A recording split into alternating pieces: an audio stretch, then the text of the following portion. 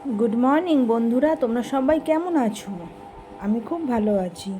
আজকে তোমাদের কাছে নিয়ে চলে এসেছি একটা আলু বেগুন দিয়ে মাছের তেল দিয়ে একটা রেসিপি। আলু আর বেগুনগুলোকে দেখো এরকম কুচি করে কেটে নেবে, তারপরে সুন্দর করে ধুয়ে নিয়ে একটা পাত্রের মধ্যে রেখে দেবে। দেখো কত সুন্দর একদম কুচি কুচি করে কাটতে হবে, ঠিক আছে? তারপরে মাছের তেল পটকাটাকে সুন্দর করে ধুয়ে নিয়েছি, সাথে একটু মাছের ডিমও ছিল। তো সেই মাছের ডিমটাকে দিয়ে আর মাছের তেল পটকা দিয়ে আজকে একটা রেসিপি বানানো হচ্ছে। তো মাছের তেল পটকা ডিম দিয়ে রেসিপি। তো যাই হোক, তোমরা দেখতে থাকো ভিডিওটা, আশা করি তোমাদের ভালো লাগবে। এরকম সুন্দর সুন্দর ভিডিও দিলে তোমরাও যদি দেখে একটু বাড়িতে বানিয়ে খাও তো আশা করি ভালোই লাগবে তোমাদের।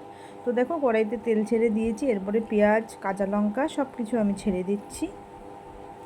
তো এইভাবেই ভাজা ভাজা করতে হবে পেঁয়াজ আর কাঁচা লঙ্কা। তারপরে আস্তে আস্তে করে এর উপরে মাছের তেলটাকে দিয়ে দিতে হবে।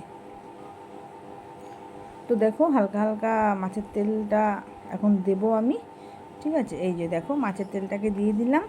মাছের তেলটা দিয়ে দেওয়ার পরে একটু সুন্দর করে নাড়াচাড়া করবে, দেখবে যে তেলটাকে ছেড়ে যাচ্ছে। তো তেলটা যখনই ছেড়ে আসবে তো কিছুক্ষণ বাদে তখন আলু বেগুনটা দিতে হবে। তো তোমরা দেখতে থাকো বন্ধুরা। তো বন্ধুরা, আমার রান্না যদি তোমাদের ভালো লাগে তো তোমরা একটা লাইক কমেন্ট করে দিও। তোমাদের কমেন্ট পেলে আমার রান্নার আগ্রহটা আরও বেড়ে যায়। তো যাই হোক বন্ধুরা, পারলে একটু শেয়ার করে দিও। তো দেখো অনেকটাই কিন্তু মাছের তেলটা ভাজা হয়ে এসছে, এবার আমি বেগুনগুলোকে ছেড়ে দিচ্ছি। তো দেখো একদম সরু সরু করে কাটবে, হ্যাঁ, বেগুনগুলোকে আর আলুগুলোকে। তো দেখো কত ভালো লাগছে না দেখতে, সরু সরু করে আলু বেগুনগুলোকে এখানে দিয়ে দিতে হবে। তো তারপরে তো নুন হলুদ লঙ্কার গুঁড়ো যে যেমন ঝাল খাবে সেমনভাবে দিয়ে দিতে হবে। তো দেখবে আস্তে আস্তে নাড়াচাড়া করতে করতে এগুলোও দেখবে অনেকটা মজে এসেছে। তো এইভাবে নাড়াচাড়া করতেই থাকবে করতেই থাকবে। তো দেখবে যখন নাকি ভাজা ভাজা হয়ে আসবে তোমরা বুঝতেই পারবে যে না হয়ে আসছে।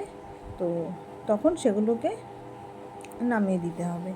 তো যাই হোক বন্ধুরা, তো দেখো আমি কিন্তু নুন হলুদ সব কিছুই দিয়ে দিয়েছি। তো তোমরা দেখতে থাকো ভিডিও ভালো লাগলে আবারও বলছি একটা লাইক কমেন্ট করো। তোমাদের সুন্দর সুন্দর কমেন্ট পেলে আমার ভিডিও করার আগ্রহটা একটু বেড়ে যাবে। তো মাছের ডিমগুলোও দেখেছো কত সুন্দর দেখা যাচ্ছে দিয়েছি। তো আমি এখন ভিডিওটা এখানেই শেষ করছি। তোমরা ভালো থেকো, সুস্থ থেকো।